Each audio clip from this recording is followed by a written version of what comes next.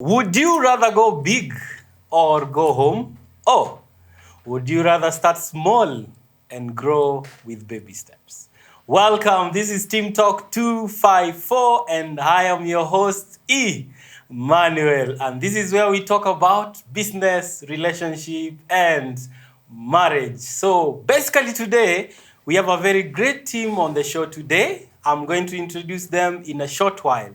But let me talk about Team Talk in a few. Team Talk is the newest, biggest show in town, and this is where we talk about matters behind the boardroom doors. Welcome. This is Emmanuel. I am your host today, and introducing my guest today, Mr. Chege and Mrs. Chege. Karibuni sana. Let me have you introduce yourselves as we kick off the show today. Would you like to start with me? I don't know. Chege, would we start with ladies first. Ladies first. All right. Ladies first. Okay, so first of all, thank you for having us today. It's such a blessing. My name is Masi Mutua. I am a business lady. I run a business called Hadassah Creations International. It's an events company, and we mostly focus and specialize on weddings. We have wedding planning and coordination, decor and tents. We also have ushering, and we have cakes. I'm a mom of two wonderful boys. Wow. I'm also married to one Chege right here. I'm very, very passionate about business and very passionate about also talent. And I have an organization right now that helps young people in their areas of gifting, merging together business and talent. Yeah, so that's about me. And I'm so happy to be here, Asante. Lovely. Yes. Thank you again. We are very grateful to be here and for this great opportunity and this new thing that Emmanuel, you're doing. We are blessed to be here. My name's James, as you've heard, James Chege. I am the Chege, the one and only. Mercy is my wife. We are blessed with two kids, Lemuel and Israel. Professionally, I'm a community economic development expert. Let's say policy expert, because that is what I have studied. And then currently I work as a minister. So there are two different things. Will be another story for another time. But in the meantime, I work in church as a minister, as well as I work for Mercy in Hadassah Creations. So thank you very much. Lovely. Thank you so much. And before we dive into our topic today, which is business and marriage, how we balance business and marriage, let me say a big thank you to our host today, eFilm Studio, for hosting us. Asanteni sana. Thank you to Resounds Media for doing our sound today, and thank you to Look Media behind the camera. Welcome. Before we talk about our topic today, which is balancing business and marriage, just a step behind, half a step behind. Okay, Chege and Mrs. Chege. Yes. Tell us shortly about your story, your love story. How did you end up together before we dive into business?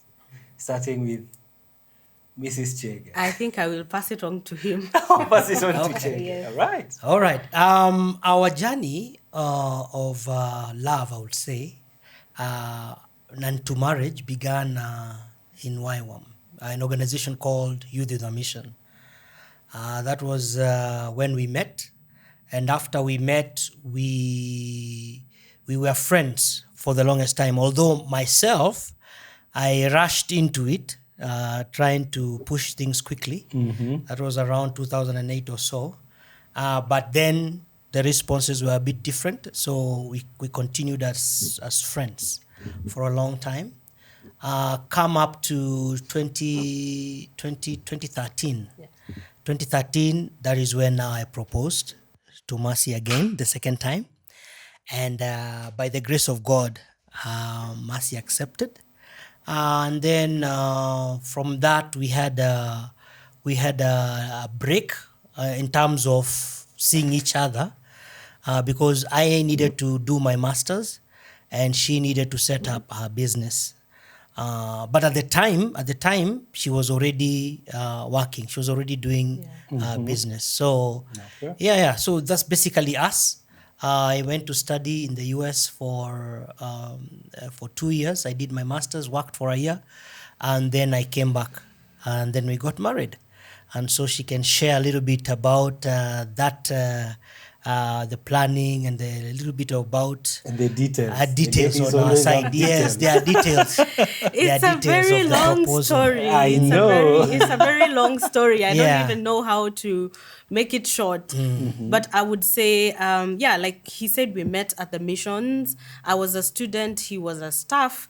We were very good friends all along. And then, just after finishing my studies, discipleship training school at the YWAM, he asked, and I said no. And so I had someone, by the way, and I was trying to be nice, and I told him at that point I was not interested in a relationship. I was going to campus, and I wanted to focus on studies and all. But really, it was a nice way of saying no. Okay. Yeah. So we had been friends even after that for a very long time. And when he came to ask again, and I said yes, at that point is when he mentioned that he would love to go and do his master's. And I told him I also needed some time to work on the business, set it up and everything. And so we agreed that, we are in a relationship, and he'll allow me for the 2 years to take care of business, set it up and everything as he does his master's. Then he came back and we got married. Shortly after he got here, it was like, I think in a week's or 2 weeks time, we got married. Yeah. Yeah. That's And lovely. then, Yes, and then Jake? before that, of course, I had gone, before I went to campus for my master's, I had already seen the parents. I introduced myself. That is a story that will come afterwards. And then it was just setting the ground for my parents to now come and do the preparations, because now Mercy will be around, so she will be able to plan and prepare everything. So when I came, in fact, we didn't stay even more than 2 weeks. Yeah. In 2 weeks' time, we got married, and that was it. Yeah. Yeah. Lovely. So you're saying you went to set the ground before the parents came. Yeah. So that means you ulitangulia. Yes. Okay. Yeah. Let's talk about how we balance business and marriage. Hapa ndio kuna kuanga kizungumkuti. Yeah. Number one, before we dive in, Mercy, you had already started a business. Which business was this? Still Hadassah Creations. The same business you ran Yes, there? but by that time, the only thing we were offering by that time was wedding planning and the cakes. That's what we were doing before I got married. That's what I was doing. Yeah. How did Ichege come into place?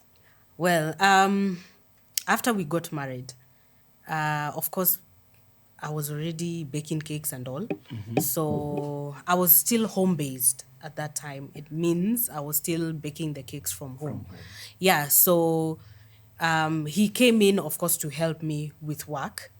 And I would love him to tell you. Baking. Yes, I would love him to tell you what he thought about it and how he agreed. Chege, were you forced Yeah. into it? Were you just supporting? Or you decided hii ndio iko? Pesa inaingia tuchape kazi. Well, thank you. In my view, or apparently my story was a little bit different, because I was conflicted. My studies are international relations, Sure. foreign affairs, politics, and policy. Then here I am. My wife is a business person. She's baking, and she's too busy. She's having a lot to do. So she was working during the day. She will be in the office. Then in the night, she will come and bake. So I realized I'm here. I've made my applications. I'm not getting a job. And God is like saying something to me. Like God is saying, I need to be in Machakos. And I need to work in the church. and I need to work with Mercy. So I was getting some clarity from God at the time. And so I had to take some time in prayer, and I was very sure that this is what God wants me to do. So I knew that, at the beginning, let's say for the first few months, it was a bit difficult because I could not understand why am I baking. I hated it. I hate that job. It was difficult for me. I didn't like it. I remember we even went to visit a couple. Yeah. It was almost a year down, right? And the couple, the lady is a scientist, and the husband is a guy who has businesses in electronics.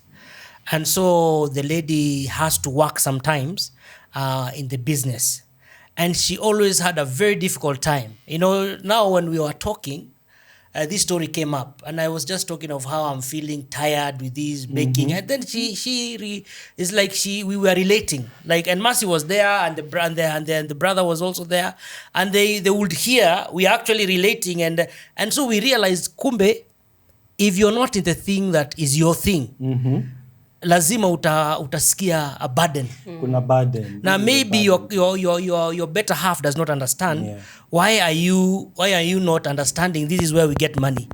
You're not having a business, you're not employed somewhere, but money comes from this business. Why is it difficult for you to do it? But then now for me, I realized ni kitu general kwa kila mtu ambaye Very general. kwa kitu ambaye si kazi yake. Very general. So you actually need God to speak to you. For me, actually, it took the hand of God. And at the same time, I realized, kumbe hii kitu ni ukweli. It is not me. It is not a problem that I'm having. It's not that I'm being rude or I don't care for my wife, but it's just that it is not my thing. So if it is not my thing, what do I do? So intervention through prayer, God spoke to me, and it was very clear for me that I'm supposed to help Mercy, support her in what she's doing, as well as support the church, work in the church. So those two things, I knew that is the reason why I'm not going around and looking for jobs. And as a matter of fact, I got a job placement, and I was told, go at such and such a place. My dad calls me, tells me, go at such and such a place.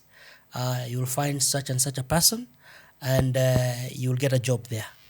Everything is arranged. Job related to what you had studied? Yes. Yeah. Yes. Okay. But now God had already spoken. So I call Mercy and I tell Mercy, hey man, when you come, what to discuss? There's an issue here that we need to look at.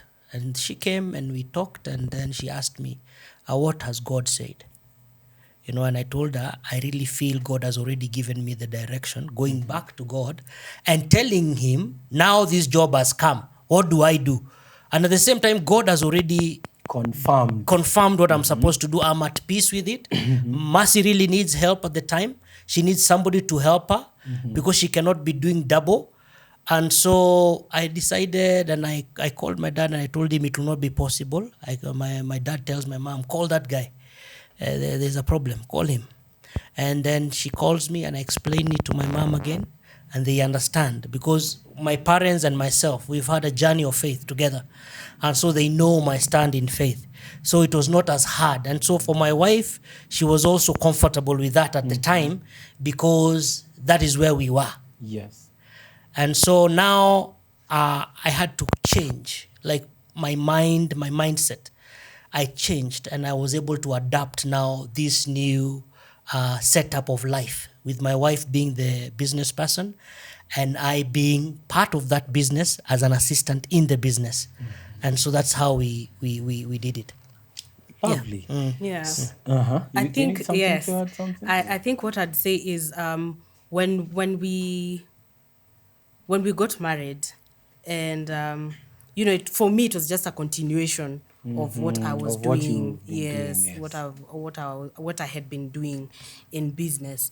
But I'm really happy that he got to a place and started now to enjoy the work Yes. and helping me out, because this is what actually propelled the growth of my business. Yes. Big time.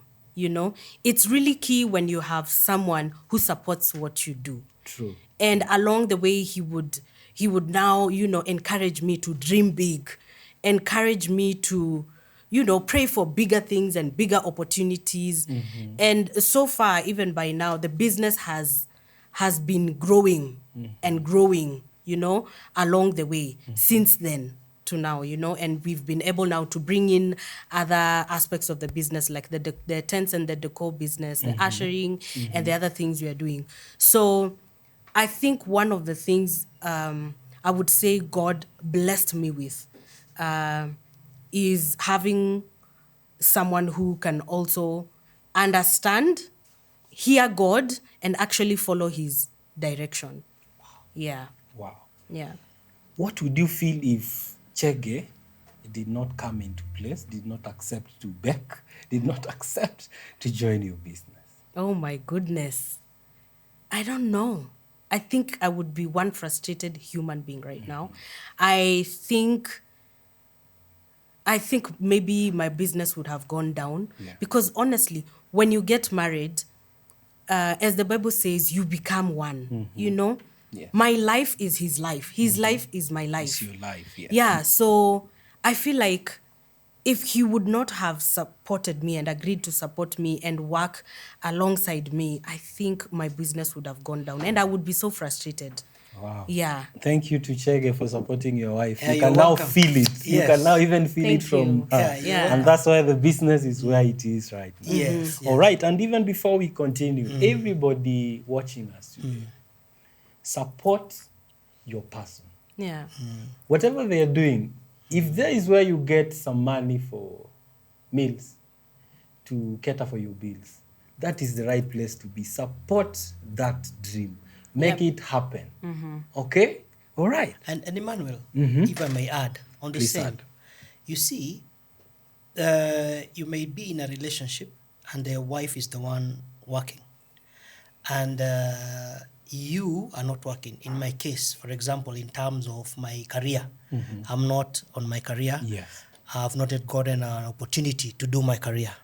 So now I'm at home and the money comes and I'm just maybe drinking, I'm just spending the money, and automatically, what will that do to that house? What will that do to that family? The children will be frustrated. Yeah. You'll not have enough things in your home. You'll not be able to do the things the little money you're getting can afford you to do because you have engaged in other behaviors. And again, there's a lot of frustration, especially being a male. When you're a man, the frustration is there when you realize you're not making the money. The money, you're not the one making it. And so there's a lot of frustration because even for peer pressure, there's a lot of peer pressure. You go to events, and you have to pay for things. True. You have a colleague here, you are meeting somewhere. These people pay. When you tell them, okay, let me so-and-so pay for me, she's paying. And they think like, unalipiwa pesa aje sasa. Unalipiwa aje Unalipiwa aje hiyo do. So sometimes I realize you can only hang out with not everyone. Very true. Yeah, with a few people who understand you. Now for my part, because there are two different stories. Yeah. So for my part, I can hang out with a particular people of group who understand me and who are not confused by my lifestyle. Unaona? Very true. Yeah, so that is something that is critical. Na pia ni kitu ambaye inaumiza familia mingi. And some of them I know. Because some friends will call me, they will tell me so and so akona hii challenge, the wife is doing this and da, but the guy is restless. Hajapata peace yake ndani ya Mungu. Nice. And so it is very important to find your place in God. And when God speaks to you, you are able now to put your roots the right place na mna grow vizuri. And there are people who are not even believers, but they have managed to be able to maneuver your period here when the husband is not working, the wife is working. They have been able to look for a ground that is working for them. So I'm not saying these things are from mass ama ni vitu ambaye culture ikiona ina shun. You shun it at your own peril. But there's a movie I watched one time and it said, there's a part that one of the actors said, you will make your bed the way you want to lie on it. Very true. So if I want a good home, If I want a happy wife, I have to create an environment that I would like also to be in. And that's it. Asante sana. Thank you for watching us. This is Team Talk 254 behind the boardroom doors. Before Mercy tells us who is the boss, asante sana to eFilm Studio for hosting us. Thank you so much to Resound Media for doing our audio. Thank you so much to Look Media behind the camera. And by the way, Team Talk 254 is open for any partnership, is open for any sponsoring. You can always advertise your business with us. You can always send us an email or call us direct. Let's dive in. Let's know who is the boss of this business. Mercy. Yes. Mdosi ni nani? Dosi ndiye huyo. Chege, mdosi ni nani? Mdosi ni Mercy. Mdosi ni Mercy. And we've had a big problem with that. You know, people, when we're in an event or we are doing site visit, people come to talk to me, like a manager will come and talk to me. And I'm not, I tell them, it's not me. It's not me. It's her. Yeah. So now what I do when we go for such meetings, when they are sitting down on the discussion table, I sit at the very far end so that they will not be confused, because somebody will have talked and thinking they are addressing me. But at the same time, the person they need to address is Mercy. It's Mercy. So it has been an issue for us. All right. In an African setup, we are used to men being the leader of homes and most of the business. How does that make you feel? Being the man of the house, but you're not the boss. Well, you see, those are two different things. Being the head of the house and being a boss. Those are two different things. Hadassah International is Mercy's child, is Mercy's business. So it is nothing, if you give it to me, I will destroy it. True. I will not have a vision for it. When you come 2 years down the line, it is not what it was meant to be. It's true, yeah. No, the tents are torn, the workers are all confused, the clients are not happy. Everything is in shambles because it is not me. That is not, I have no vision for it. You know, I'm a worker in that business. But now at the house, I am the head. You are the head. You are the boss. In the house, I am the boss. Well, yes, you can say, you know, when you say boss, again, now there is a dilemma. Because the Bible says a wise woman builds the house, builds her house, and a foolish one destroys it. It doesn't say the man builds the house. It says the woman does build it, and either has the power to build and destroy. So really, when you look at that scripture, you ask yourself, now, who really is the boss? I am the head. And you see, when you talk about the head, I'm talking about when we are making decisions of steps that we are taking in life. Are we going to buy a certain property? Where are our children going to school? How much money do you want to spend? Okay. You know, and that is very different from Mercy being a boss in her business, because she will decide, I want to import things from China.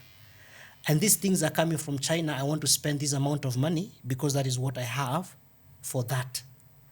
So I will not come in as the head of the house and say, you know, as the head of the house, I have decided you will only buy flowers from River Road. You see, you can't, because at the end of the day, there are limitations. Yeah. For me, I cannot claim to be a boss in a business, but in the house, Mercy respects me as the head of the house. When we are looking at the money we need to spend in the house, she has allowed me to make the decisions that pertain to that. And then when I say things, I don't find my wife with a problem. Unaambia mke wako fanya hivi, fanya ile, anasema sifanyi. Hapana. So mimi ni bosi yako huko nje. Mimi ni bosi yako huko nje, hakuna. In fact, akifika huko kwa mlango, hiyo mambo ya ubosi inaisha. But then anachukua role lingine ya mjenzi wa boma. Nice. Mercy. Yes. A very hot topic which people talk about that don't involve your family in your business. Yes. Let me What's tell your you, take? first of all, for me, when I was growing up, there's this couple I used to see run their business together. And I used to think, yani hawa wanakaa kwa nyumba pamoja, wanaenda job pamoja, wanashinda huko pamoja the entire day. Kwani they don't get bored of each other? By the way, I was like, me nilikuwa always like, I mean, this one, Haiwezi. never me. Never me. Until now. Until I got you're into it. I think I would say, my opinion is that, number one, I mean, if your partner is your friend, it doesn't feel like you're ati kuchoka, tulikuwa na wewe kwa nyumba, tena tuko na wewe kwa biashara, you know, it doesn't feel that way. Like I said, he also helps me with a lot of, you know, decision making. Like nikiwa na kitu siko sure, structures fulani, Exactly. you know, I can always go and consult with him. So before I got into it, I used to think Haiwezi. I mean aje, you know, but I really enjoy. Honestly, I enjoy having Chege as my husband. I enjoy having him as part of my team at Hadassah. Lovely. It's and we are very good friends. Very good friends. Yeah, and I think that keeps us going. I think I'd say that, yeah. Chege. Watu wanasema mimi nikishinda na wife wangu throughout the day, throughout the night. Hii mapenzi sasa haitaenda. How do you keep your romance going? Well, I think, as she said, she alluded to being friends. You know,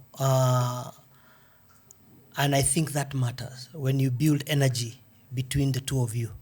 So for us, we have an energy that even our children hawawezi ingililia. Hawawezi ingililia. Hiyo ni yenu. Hata wazazi hawawezi. As in, you remember in this conversation, you will find that we would sit down and decide together how we are going to maneuver our parents, how we are going to do this and that, you know. And so for us, we have an energy that we enjoy the company of each other. Reason being, I admire Mercy, and I admire what she does. And her ambition and like the motivation she has to go get the things that she needs, that motivates me. But also she's also inspired with me for my vision and where I'm heading. So having to sit together, we are two different people. We are very different. But again, I'm happy to be alongside this guy. You know, I remember in campus, there's a lady who used to greet me often and hang around me once in a while. And just she said something. She said, I would like to be your friend. And I would like you to notice me now. Because in the future, I know you might become something. The way I look at you and the way I see you have a focused life. Yeah. I don't see you going to jam. I don't see you doing this. I know you're going somewhere. And I told her, for sure, I'm going somewhere. I have a vision. And so I feel that energy that I have, Mercy also has her own energy. And if you've hung around Mercy, you realize she's not just here. Unakaakaa tu hivi na yeye alafu unasikia kuna kitu anafanya. Unakaakaa tu na yeye unaona amefanya hivi. Because she's going and she's going somewhere. So that energy makes us feel like we are attracted to each other. But when hakuna energy, mnaboeka, there is nothing like these people. Yani maisha yenu, yani ukikaa na huyu amekuja na t-shirt kizee, yani they look funny, you know. I mean, you are tired to stay in that house. You just want to get out. Mastori zile anaongea ni gossip zinakufanya unafeel yani hakuna kitu tunaongea kutuendeleza. And so for us, we realized there are some things actually we needed to cut off completely, like friendships. So kuna friendships Mercy had, and we had to cut them out completely. And there are some friendships I had, we had to get rid of them. Because we realized every time we sit down and talk, ni stories za hawa watu. Actually, that's where I was heading to ask you. Ujai umekaliwa? That's a good That's a Kenyan setup. Mzee umekaliwa na bibi yako bana. And then with friends, I tell you, ai Jege, unabebeshwa aje vitu, vimas, vimbao. When unatoka huko late, nini. What's your take on that? True, I have been by very close friends. Ameniambia Chege wewe umekaliwa. Si ati kwani wewe umekaliwa. Ananiambia Chege wewe umekaliwa. And you know, because Mercy is my buddy, I will come and we will talk. You know what so and so was telling me ati umenikalia. Ati naona nikalia. But you see, and then we just laugh and we talk, you know, because at the end of the day, I ask her, are you happy? I am happy. Am I happy? I am happy. Am I getting everything I need? I am getting everything I need. Na wale wengine ambao wanatuongelelea, how is it for them? Some of these relationships are in trouble. And so when they talk, unachukua tu unasema, unamuunderstand kama mtu. Unaona? Na ni mzuri kwa sababu genuinely amekuambia. Hajaficha around. So you know this is a good person to be with. Is a good friend. Because hakudanganyi, anakuambia view yake. Na maybe kuna ile kitu ana expect. But you have an answer to that person. Right. So if it is working for me, if it is working for my wife, if she's achieving her vision, if I'm achieving my goals and my vision, then we are okay. If call it the way you want to call it. Nimekaliwa ni sawa. Ni sawa kabisa. Sisi tuko sawa. Tuko sawa kabisa. But hakuna siku utanipata nimekuja kutafuta chakula, kutafuta sijui nini unisaidie, sijaweza kufanya nini. Sisi tuko sawa. Tuko sawa. Kwa sababu Mungu ametukubalia tukae na amani.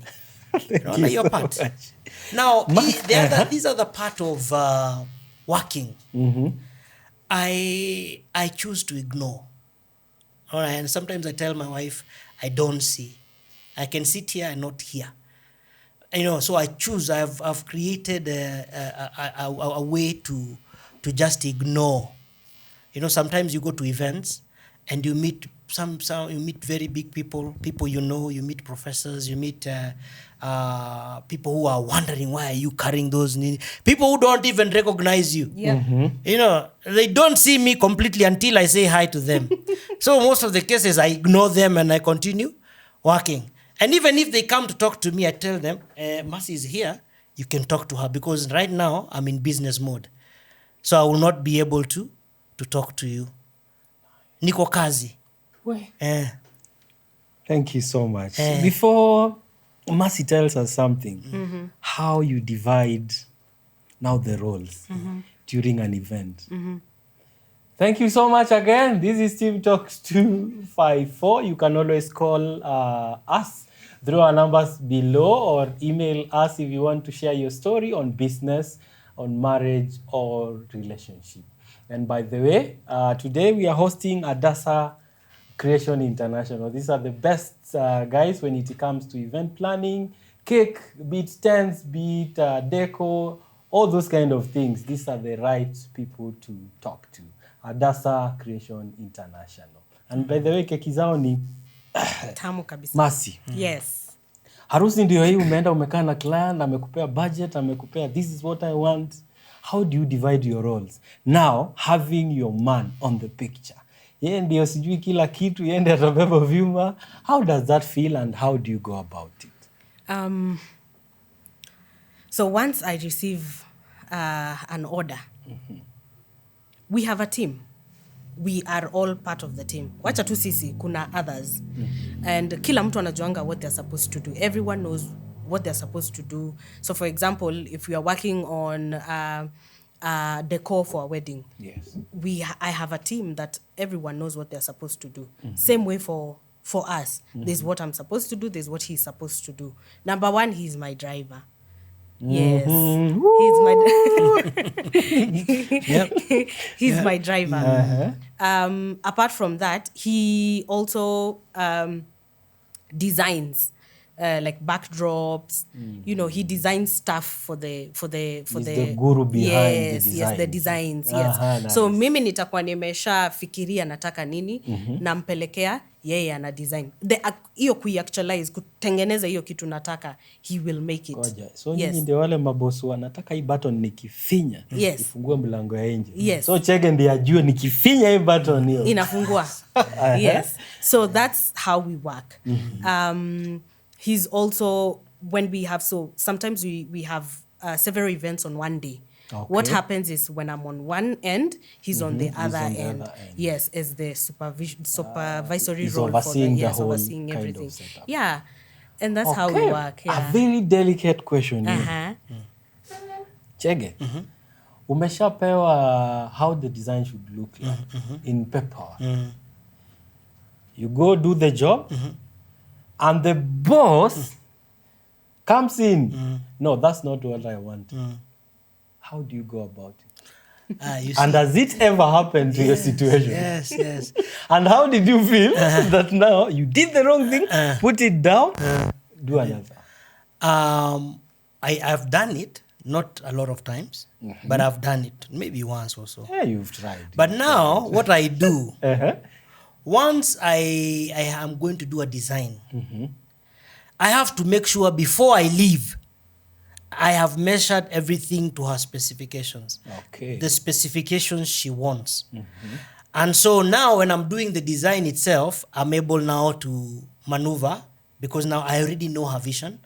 I have seen what she wants to do and I have known kile nataka kufanya. So by now I already know. It's very hard for me to do something that Mercy will come and say, take it back, I don't want it. Very hard. For now, I already know what she wants. Like you see, ukikaa na boss wako, Unajua anapendaga, hivi, kama wewe ni driver, unajua gari anapenda ikiwa aje. Wewe unaleta gari imejaa machakula, imejaa uchafu, na unajua nani boss wako hapendi. Boss wako anapenda akiingia kwa gari, kuna maji Safi, baridi na iko kuna hapo. kafanta. Hivyo ndio anapenda. Unaona? So wewe una make sure umeleta hiyo gari na maji baridi na kafanta. Akitoka kwa meeting akiingia anakuta maji baridi na kafanta kako wapi? Nice. And so that's what I do for her. So I already, before I leave and I go to start creating, because again, niko na mafundi. Yes. You know, so, I mean, Adasa, the work is a lot. But so we have people who work with us. Yes. Kuna mafundi wale sasa wanafanya welding, kuna wale mafundi wanafanya mbao. So all those. But kuna design specific kama ni ya mbao, now that one I have to do myself. Kuna design specifics that you don't carry as bulk. So na have ku design mimi mwenyewe na kushikanisha. Nice. Yes. Mercy. Yes. Are there times you come and maybe a mistake has been done?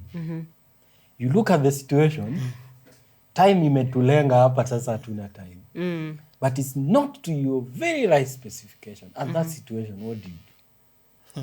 I should answer that one. You should answer that one. Mercy, ngoja usaidiwe. Time ndio imeenda. I'm telling Yenyewe you. tuko mwisho. Lakini Mercy ameingia we ama Chege baadaye umeangalia umeona. I'm telling you kama ni kitu client alikuwa anataka utaiendea. Hakuna choice. Hakuna. No. I remember there's a time we were in a place in Vota. We were doing an event there. And there were some gates zinafaa kuwa kwa entrance.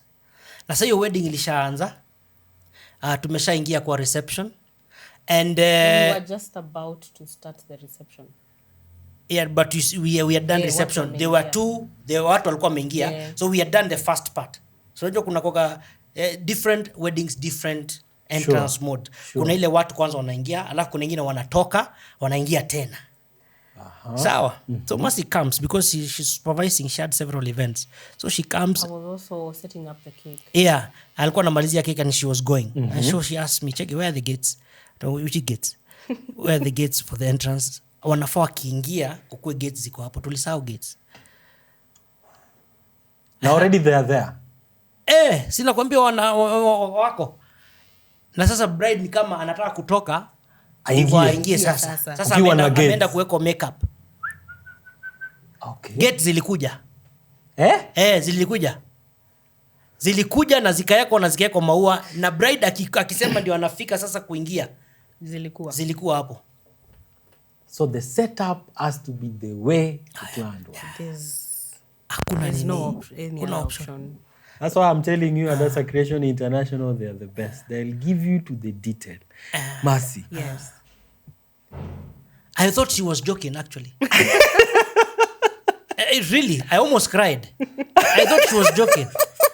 Nikamwambia kuna sahi saa ngapi tuta gates aje sahi? Alisema nataka gates. Tunataka gates. Na akaenda. So I had Masi, to call. have you ever been a disagreement that now kitu ndio imechemka tumedisagree both of us? What do you do in that situation? Or what did you do in that Wacha situation? nijibu hapo kwanza. Hakunaga kudisagree both of us. Hakunanga. No, you can't tell me everything is smooth. Of course, yes, kuna what we agreed, yes. I'm not refuting that. But some situations inafika and then enyewe hapa I didn't know what was expected from me from my boss, and the situation is here. Now of course being under pressure ya that situation, umekasirika, of course, we are human beings, it has to hit you that hapana. What I can say, mimi hukasirika Sana. na mi ukasirika ile ya hivi haraka Umechemuka. Sa hiyo, lakini nikikaakaa ninatulia. But I want to say, I think Chege has mastered or realized that about me over time, na amenisaidia kujicontain. I remember that day. Now let's talk about that incident. That incident. It was bad. Nataka bad. gates. Yes. And I remember he was like, don't worry, everything is going to be okay. I'm like, no, there's no being Gates. okay. It is the gates. We need the gates here and now. And neza ongea hiyo, nikiongea hiyo, nikisema gates zikue hapa, yani hata face imechange, mood imechange, unaona. But I remember like that day when I was telling him, nilikaka kidogo, nikiendelea tu kupanga keki, nilikaka kidogo, nikakumbuka there's something ananiambiaga, usikasirike sana, usikasirike, chill, everything will be okay. Pause. Yes. Sura imewaka. Gates. At that point, are you seeing your wife? Are you seeing your boss? What is running in your mind? Now, what I've taught myself with working, I am not the boss. She's the boss. I can't argue. I can highlight my view, but I will not argue because this is not an issue of argument. Yes. Ini kazi. In kazi. Nah, there's what the client wanted, and it's what she wanted to see, and so there is no argument. That's why I told you. You receive it. When you're in an office and your boss anakupigia kelele, hawazangi kupiga story. And unasikiza. You submit and you listen, right? And now you do, and otherwise you will be fired. It's either the boss's way or the highway. Ama kuna njingine. So kwangu at the time ndio ndeza fume. Na saa zingine naweza ona ako serious. Hauko serious. Haiko serious. Gate itatokaje Machako sahi. Haiko serious. But at the end of the day ameshaweka foot. Amesema hivi ndio ilikuwa ikuwe na ndivyo itakuwa. So I have to figure out itakuja namna gani. So nilikwambia hakuna argument. Haizi niambia gate iko wapi, niambia achana gate bwana. Achana na gate. It doesn't matter iko nini. Hakuna the way those who are under me nitawaambia toeni ile hema mpeleke pale. Na hawataniuliza maswali. Kama kuna time moja tulikuwa kwa event. I think it's also a church in AIC or something. Yes. And then tukapata kuna mtu alisema ground ilimwe. Na unfortunately kukanyesha. So ni matope. So zile matope ilikuwa kwa sasa ground ililimwa. Na wakaleta mara matope. Then when I asked the person who did it, akasema, you said tulete. Nikamwambia, me I said. To who? Nionyeshe nani? Akasema, the mother to the bride, to the groom ulimwambia. Nikamuita. Nikamuuliza, mimi nilikwambia? Akasema, hapana, one of you guys said. Nikamuuliza niambie one of our guys ni nani, kwa sababu mimi ndio nafaa nitoe hiyo order. Na mimi ndio nafaa kwa sababu nikikuja kwa ground. Already mimi nilikuwa kwa site visit. So nimeshaonesha the person under me anafaa kuweka hema wapi. So nisiwezi enda na nirudi nikuta aliweka hema kwa gate. Pale hakuoneshwa. Yes. Because anafanya chini ya nani sasa. So I wanted to know ni nani amesema na ni nani alisema. Akaniambia hapana, hakuna haja kuleta vita. You know, there's no need of fighting putting people against each other. I told her no, I need to know who it is. So I called the team. Ni nani alisema. So even my team said they asked me, one of the guys said, they asked me, then I told them, you can do if that is what you want, but I wouldn't advise it. Yes. So nikasema, kwa hivyo ndo ulimwambia. Na ninakwambia, naona hivi ndo ulielezewa. So we have to make it straight and clear. Kama hizo matope, wakati bride atasimama kwa matope, we have to answer. Atasimama kwa matope aje? Because beforehand we know, kama ni sawdust tunaleta. Kama ni kukausha hapo, tutajua vile tutakausha na mkeka gani ama nini tutamwaga chini. Before bride akuje na gown. And that is clear for us. And that is an agreement with... Hakuna vile event inaanza na bride nakuja amejaa matope. Aje sasa. Utamwambia aje. So that is it. So the way nikipatiana order, inaenda hivi, the same way. When Mercy gives an order, there is no question. I'll be frustrated. I'll be mad, maybe. But naimeza. Unajifundisha kume. I think also one of the things imetusaidia sana. Chege is he's patient, number one. Very patient. And that has helped us a big deal. We unajua, you're also in the events industry. Things can get hot. Very hot. Yeah. And he's very patient, and that has helped us also. So sometimes he's the one cooling me down.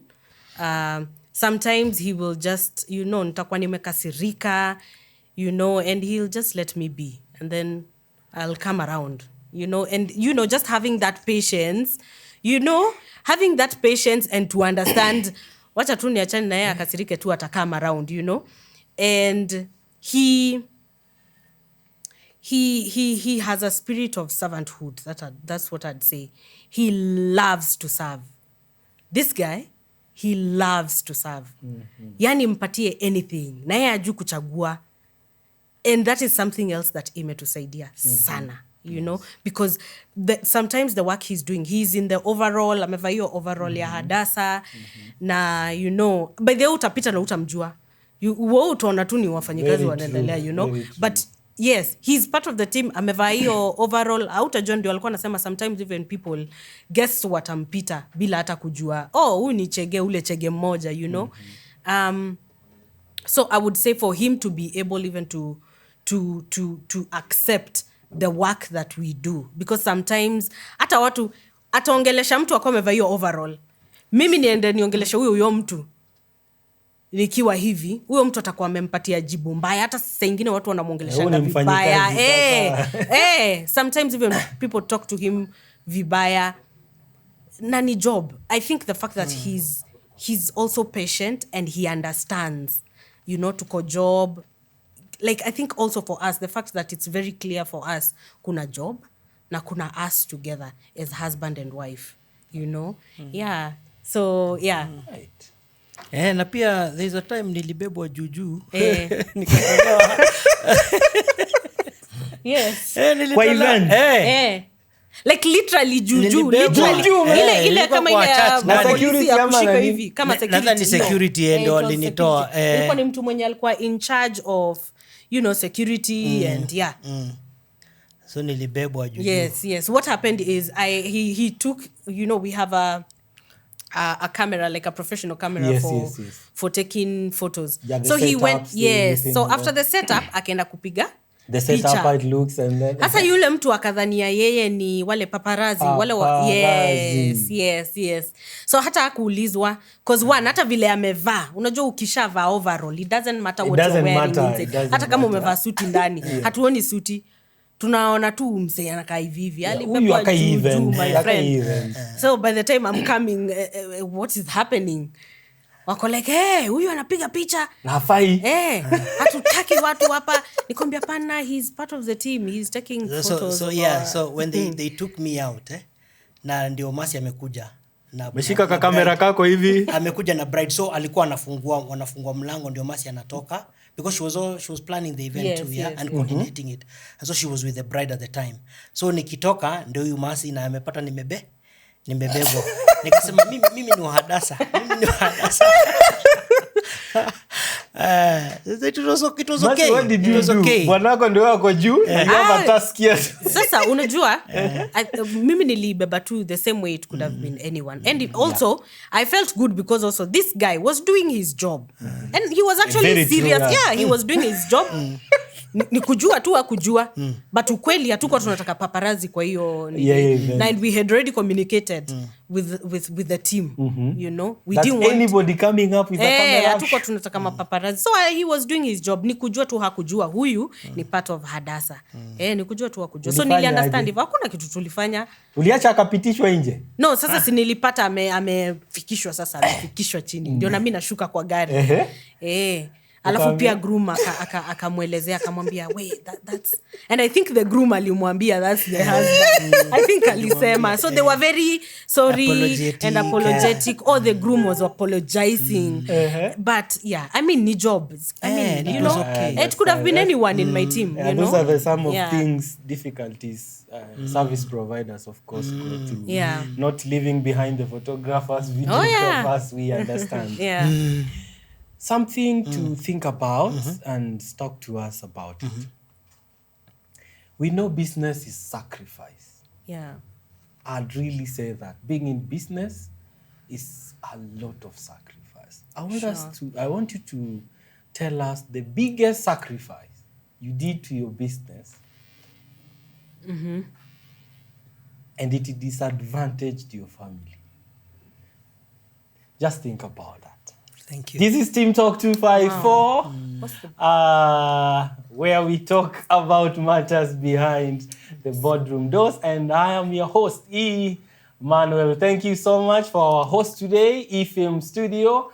Hawa ndio wapiga picha wa asante sana. They have given us the space to shoot this. Thank you so much to Resound Media for doing our audio. These are the best guys when it comes to podcast, music, be it single artists, be it choir. Asanteni sana. You can always reach them and they'll always do a good job to you. Thank you to Look Media behind the cameras. Thank you for always giving the best. They also have a studio in Machakos town, Iko Pale Stage. You can always visit them. If you have an event, you can always reach them out. Mercy. Yes. Kusema kweli biashara ni sacrifice. Yes. At times, you sit down and you say, enyewe, hii ni disadvantage familia, lakini you are looking for money. What is your case? Honestly, for me, I'm not even, I can't think Let me- about let what me- would be a good There are so many. There are so many. Let me put one There that are is so many situations. one that is someone- a serious sacrifice. Is when we had the baking business in the house. Yes. And you know, Mercy now on the weekend she has like 4 or 5 cakes For 5. for weddings. That's that house. Oh, yeah. That house is a war zone. Oh, yeah. That house, there is nowhere to step Vitu ziko kila mahali. Ila mahali. because the cakes are many, you know, and these are the sacrifices we had to make. So what we did, Sure. our parents will take our kids on Wednesday or Thursday, or mainly on Wednesday at night, so that now from Wednesday night, You're able to Mercy will start working, and we will change the entire house to be a bakery. To become a baker. Yes. It's a bakery. And so on Saturday, some cakes are leaving on Friday, some cakes are leaving on... these are wedding cakes without the party cakes. Yes, without the party. Yeah, so party cakes are mainly on Saturday. But most of the weddings, unapata maybe one cake ya wedding ndo inaenda Friday. But the rest zinaenda Zote ni Saturday. Saturday. Na watu wanakuja, the ladies that are supposed to deliver them, the vehicles are coming.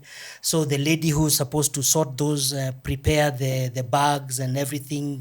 So unapata for us, consistently for years, that was a big sacrifice. And then cleaning after. Ni kazi.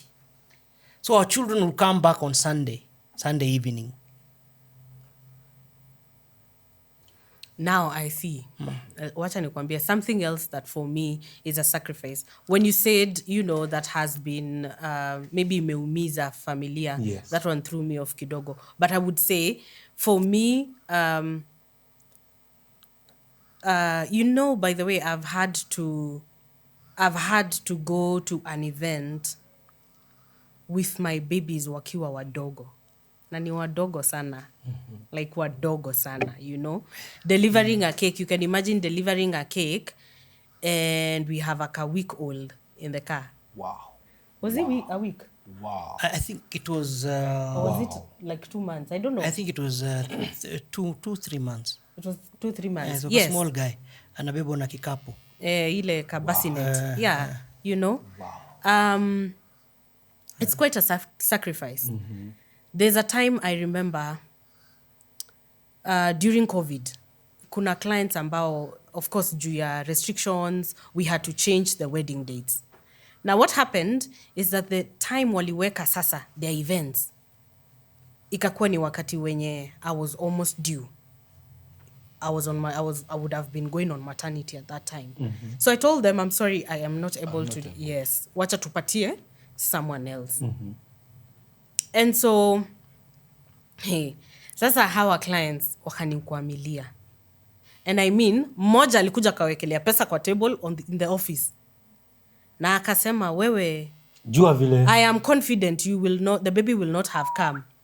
We jua tu vile kutaenda. Okay. The other one, that day I was supposed to have like 3 events. Mmoja huyo nilikataa, hakuwa already tumego so far with the discussions. Hawa wawili walikataa. Nikajaribu, I brought even nikawambia there is this person, look at their work, it's so good. Mmoja alikuwa shalipanga already deposit, na mwambia wacha nirudishe ili upatie mtu mwingine hiyo kazi. Akakataa. Akaniambia find a way. It is your cakes I want, find a way. Okay. So what I did is my mom, by the way, nilianza baking from my mom. My mom was a baker. That's where I learned. My sister also bakes. She's not a baker, but she bakes, for fun and part-time. So I called them in advance and told them, just in case of anything, mujue ni nyinyi mnakuja kushikilia hii maneno. So tukajipanga and we started the work uzuri wa cakes. You can start like early on in the week. So we prepared everything, and everything was set. That night, actually, one of the cakes zililala kwa gari, like one of the iko set. Sasa tumefika Saturday. The events were on a Saturday. At 6, we had planned at 6 is when we do the first delivery. Hiyo yenye ililala kwa gari. Ikuje, alafu sasa tupeleke yungine. Na hiyo ilikuwa ya mbali. It was, I think, in Makindu or somewhere. It was far. It was Sultan. Sultan. Yes. At hiyo 6... is when my water broke and I was supposed to be taken to hospital. Woo! Yes. So sasa ile tulikuwa tunaingia kwa gari atuendi Sultan, tunaingia kwa gari kwanza tunaenda hosi. So I feel it was also a sacrifice for my husband that he could not be there. This is what happened. Yeye aliniwacha akaniombea na akaniambia you'll have the baby is coming na atakuja. I think he even gave me a time. Aliniambia by afternoon the baby would be here. Akaka na mimi tu kidogo, then he had to leave and deliver the cakes. So he went, delivered the cakes. Kumbuka ni adeliver akuje tena adeliver ingine. So alienda na one of our girls akadeliver the cake, wakapanga, wakaacha, akarudi, akakuja akapeleka ingi, akapeleka then akakuja. So by the time he was coming, the baby was already here. So I felt like I know he would have loved to be there with me. But again, duty. Yes, duty called. And so it's quite a sacrifice. It's quite a sacrifice. For our first child, he was able to be there. For the second one, he wasn't. Alikuja kama the baby was already here. The baby was already born. So I would say, biashara, also the other thing I'd say is sometimes, and with small business, sometimes tunabebanga job home. Wachana hata ni mambo ya baking in the house. Sometimes you have to talk to our client. Our clients, some of them are even out of the country. True. Time zones haziallow. Yani yeye ndo ameamka ndo anataka kukuelezea, akwambie na sasa hiyo ndio unafaa kwenda kulala, ama sasa hiyo ndio una hang out na your husband or mtoto, unaona. It's quite a sacrifice. And nikisema hiyo ya time na hiyo kukua on the phone, naweza sema hiyo, that was once an issue actually for us. He would keep telling me, ukikam home, ikifika saa 2 story ya job tuache, but Manu hata we unajua It's not possible. sometimes sasa ile umesema uweke hiyo simu unaipik tu kidogo hivi unapata msee amekuandikia hey, nilikuwa nataka photography Where is your studio located? You start the conversation. Exactly. You have to finish the conversation. Exactly. I mean, at the moment, tunaendelea kuweka systems in the business so that, we are able to, have other people help us. But kuna zile saa ingine hauwezi kuwa umeachilia. So, I would say those are some of the sacrifices that we have to make for business. And I know it's stressful being, especially in events. Yes. How do you make sure that this stress is not brought to the family setup? For example, enyewe, as much as we've done our best, kuna kitu haikuenda tu vile tulitarajia, ama something just came up. We are going home a little bit sad, and we don't want our kids to notice. We don't want our kids to take this stress to our kids. How do you manage that, Chege? Well, first and foremost, sasa niseme God is gracious. Yeah.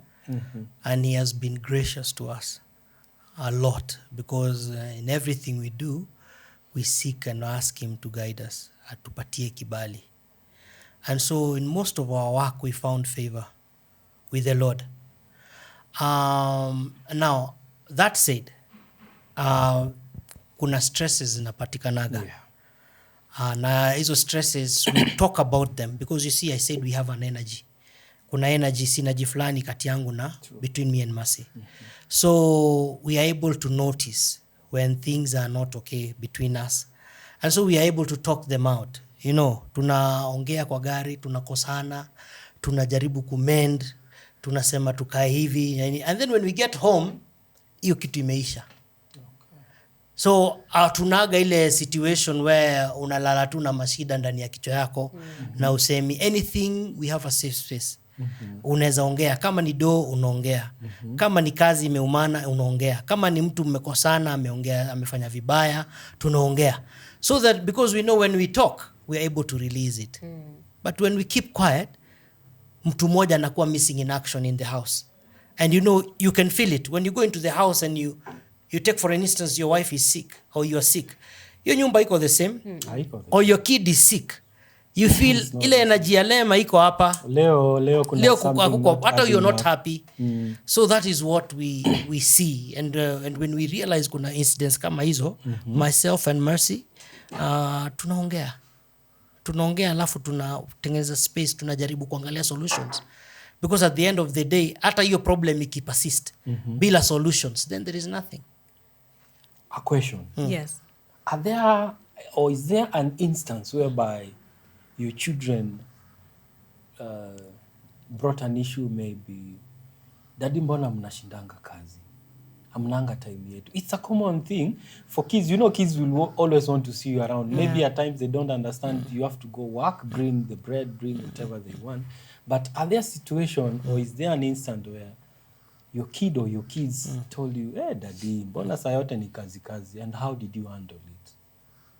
Okay. Again, Mungu. Oh, sorry. Yeah. Again, I'm saying my view and what I've experienced. Yes. God is good. He has enabled us to be very flexible with our children and also with our work, such that at the end of the day, our base, if it's baking, kuna iko mbali na pale tuko. If it's, most of the work we do, even when Mercy is working from home, she's around. Yes, I will not see her all the time, but she's around. Na hata akiwa anafanya kazi, ata break kidogo, akuje wacheze nini, na aendelee. And then now for the rest, kids, my kids are still small. Yes. Ule mkubwa ni ndio anaenda miaka 7 hivi. Almost 6 years. Almost 6, eh? Yes. So when I'm going somewhere, I carry them. And I know the mother is very busy. Naweka kwa gari, tunaenda kule tunaenda. So we hang out with them. So they're having fun, but I'm working. maybe I'm in church in a meeting, wako hapo nimewaletea nimekuja na kabike, wanacheza yao yote, lakini then those people will be dirty by the time tunatoka wamecheza yao yote imeisha. So we've never had, I've not experienced an incident where my son asked me, you don't have time for us. Okay. That's exactly what I was going to say. God has graced us to be able to work also alongside our kids. We can go to work with our kids, you know. Okay. It's such a blessing. The only time that we have to leave them behind is when it's during the holidays na kazi ni mob. Kuna weekend zinakuanga kazi kwa mingi sana, especially the mambo ya decor. It can really, you know, kuenda na wao ni ngumu. It's up and down. Because we are up and down. But so we have to take them to grandmas, and they are happy about it. They love being with grandma. And so for us, we've never had that. We've never had our children ask why. You know, why are you leaving us? You're going to work. You know, because we are always together. By the way, most of the people know. Even sometimes ukipata na watoto wetu kwa event, amevaa tu pajamas juu tulimtoa kwa usingizi. Tulimtoa tu kwa usingizi. Tulimtoa kwa usingizi, yeah. Chege, what will be your advice? There's these situations whereby maybe I'm not able to go with my kids to work, but the job is calling me and I have to attend to it. What would be your advice to people who are in that situation? Well, then again, it depends with the arrangement in the family. So because some instances you find in some families, they have a house help, you know, and this one helps them so they are able to maneuver.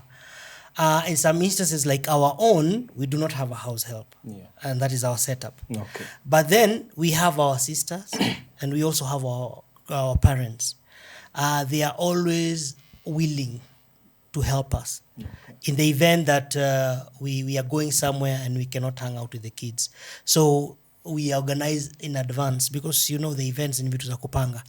So already tumepanga in advance. Maybe they will go to Nairobi, maybe they will go to shows.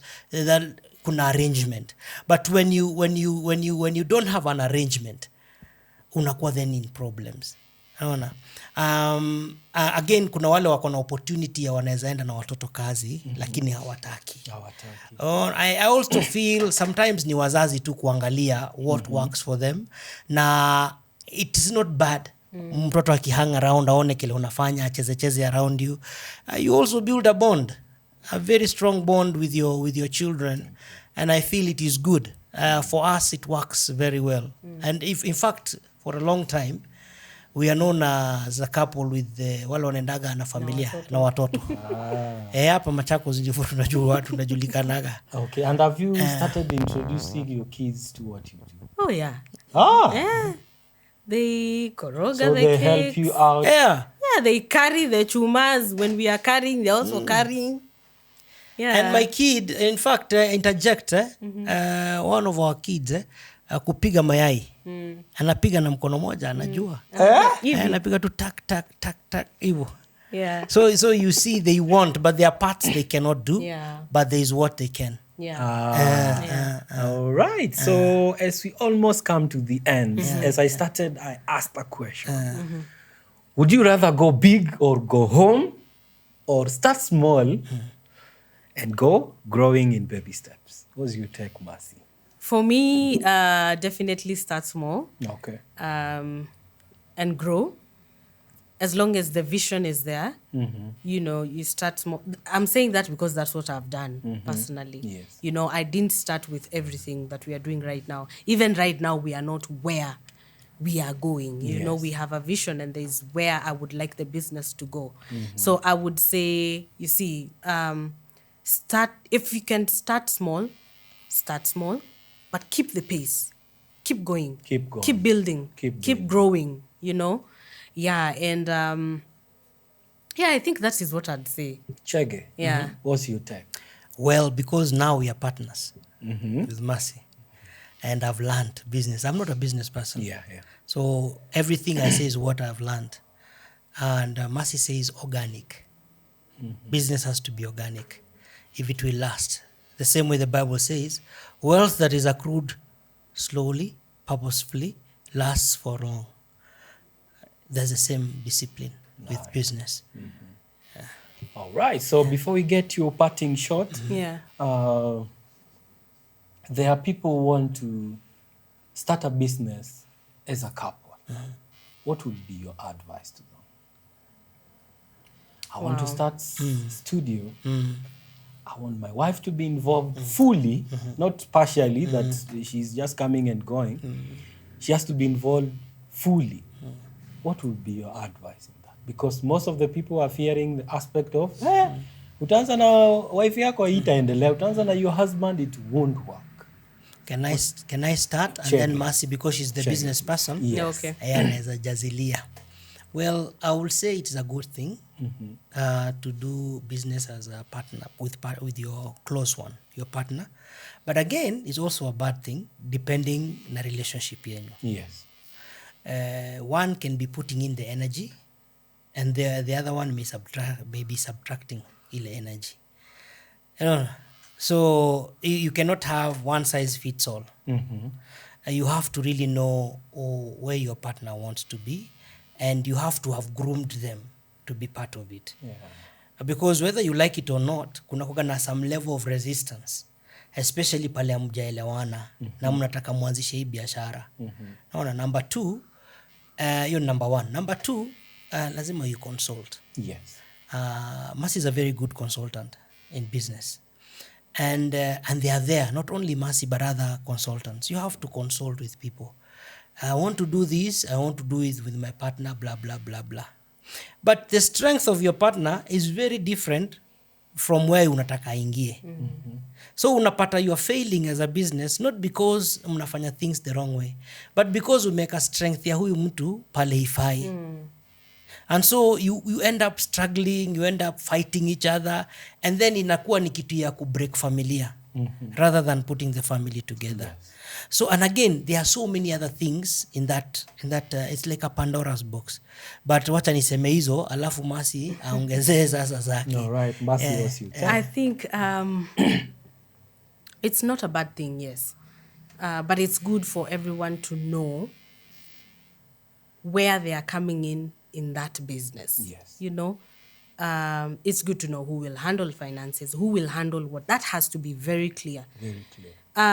It's very good. I don't know if it's possible for two people to have the same vision at once. So I would say if it is one person who has the vision, akwe ni kama yeye ndio ana spearhead, and then the other person can have something to do in that business. If it's a vision that both of you, I'll tell you something. Someone told me about something. You see, when you say what you're talking about is like a partnership in business. Right. Yes. I'd say this. Are you together best to run that business? Or is it best when it is one of you? Someone told me. I asked about partnerships. And someone told me, unajua, if jichukue wewe kama, like I am milk, and he is sand. Sand is used to make buildings, you know, inatumika kwa mjengo. Milk is used, you know, to make tea. But when you put me, milk, and sand together, what are we making? Will it be useful? You're spoiling everything. Exactly. I am milk. He is sugar. He is used to make pastries. He is used to make tea and many other things. And I am milk. When we are put together, can you still take that? Is it actually a better thing? You get what I mean? Yeah, and it's the same thing I would say.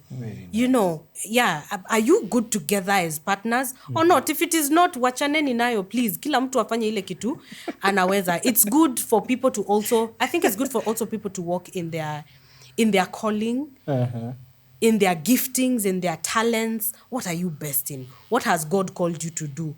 You know? Wow. Yeah. Yeah, for me, that's what I would say about partnerships. Are you best to run that business together? Or are you is it best for one of you to just run the business? And maybe the other person support. Chege helped me a lot, by the way. Hata kabla tuoane. Uh-huh. The office I put up, he sponsored. What? Yeah. Yeah. At that time he was working kidogo as he was schooling, as he was doing his masters, and he sent me the money ya kunitopia up. It was hiyo ndio ilikuwa ndio ile mingi, kangu kalikuwa kadogo, but you see alinisaidia ku put up, you know, the office, you know, and he is best as a support system. You know, when I am down, when I feel like, you know, hakuna pesa, and you know these things happen in business. It happens a lot. He's, and I thank God he's one person who has always, one, for helping me dream big, and always encouraging me to dream big. And the other thing I would say is, even when we were starting together in marriage, nakumbuka kwanza ukikaa hivi na it's a hard month, manzeni January, hakuna events, you know, and I remember nikuwa stressed, he would come and ask me, what's the issue? And I'd say, hey manze, hakuna do. And I remember he kept, anytime I would bring up an issue, the first thing he would ask me, have you told God? What is God saying? And over time nikazoea kujua. Na najua ukiwa kwa hiyo situation, kwa situation Mungu alafu ngumu, alafu mtu anakuuliza ati wewe umeuliza God. Unasikia kumuuliza, what are you talking about? Unasema badala unipe do ama solution tusonge. Wewe unaniuliza ati have you told God? But that thing helped me. I'm telling you, sahi hata kama hayuko, nikipatwa na shida, the first thing I tell God. Na hata yeye anajua he's not my supplier. God is. You know, and he's helped me to see that. And like you see in this setup, it is best for me to run the business. I love business, and I'm very passionate about business. My gifts flourish in what I'm doing. I love to create things. I love to organize things. Those are, you know, they are I would say, what are they? Your talents and your gifts. Yes, Strengths. My strengths, exactly. Na pale ninaenda chini, ananisaidia. Unaona? So sometimes that is the setup for some people, and sometimes utapata na mtu mwenye ni maziwa na huyo mwingine ni sukari ama ni majani chai. Wakipatana pamoja, nakwambia wana make amazing things, you know, and amazing strides, you know. So get to know, you know, as where partners, you stand. nyinyi, which one works for you? What works for you? Yeah. Are you milk and sand, or are you milk and sugar? Yeah. Thank you so much, Mercy, for Karibu. that. All right, so before we get the parting shot from our guest today, this is TEAMTALK254, where we talk matters behind the boardroom doors. And a very big thank you once again to eFilm Studio for hosting us. You've been our sponsors for today. eFilm Studio does photography, videography. They have a very nice studio in Machakos town. Yep. Once in KCB Bank, just next there you will see a building called Litka Square.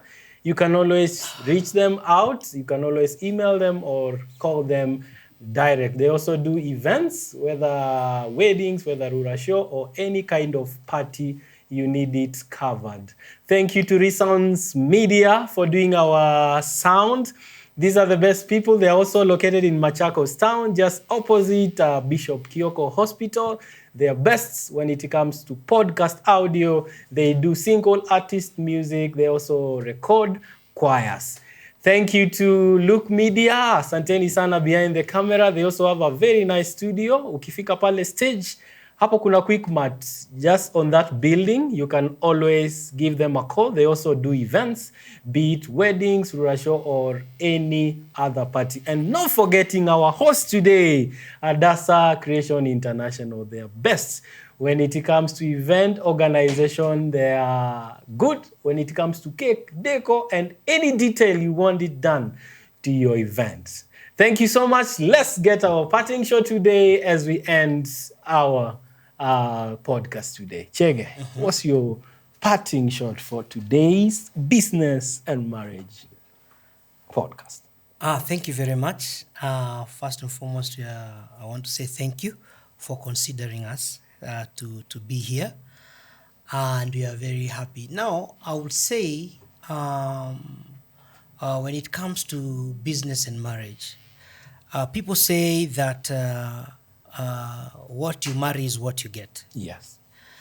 But I am saying that when it comes to business and marriage, you can adjust for your partner. Usivunjike, unaweza kuinama kidogo. So that now you can be able to preserve what you have as a relationship and at the same time glow. So that's what I will say. That's my shot. Thank you so much. Karibu Mas, sana. Yes. what's your parting shot? Wow. For me, I'd say, and I know, I don't know if this works to everyone, but I would say hear God in everything. Hear God. What is God saying? That has helped us, and it's just not. It's not just the business part of our marriage, but everything, finances. Hear God. What is God saying? And support one another's dreams. I don't mean one person akuwe ndio ameendelea yule mwingine hajaendelea. It's just that today we were talking about me, but he's in politics as well. He's been in politics as well, and I mean, I supported him in his he was bidding for MCA. He didn't get it, but I was there for him. I supported him, and what I mean is support one another. Support one another's dreams. Support one another's ambitions. Help one another get better. And above all, hear God in everything you're doing. Yeah, that's what I would say. Asante sana. Thank you so Yeah. much. You have heard it from people who have tried it, it has worked, and they've told you it will work. Yeah. Make sure your milk and sugar before you start it up. Now, are you looking for a show to partner for your business? Are you looking for a place to advertise your business? Team Talk 254 is the right place to be. And by the way, you can always reach us. You can write us an email, or you can always give us a call. This is Team Talk 254, where we talk matters behind the boardroom doors. See you in the next episode.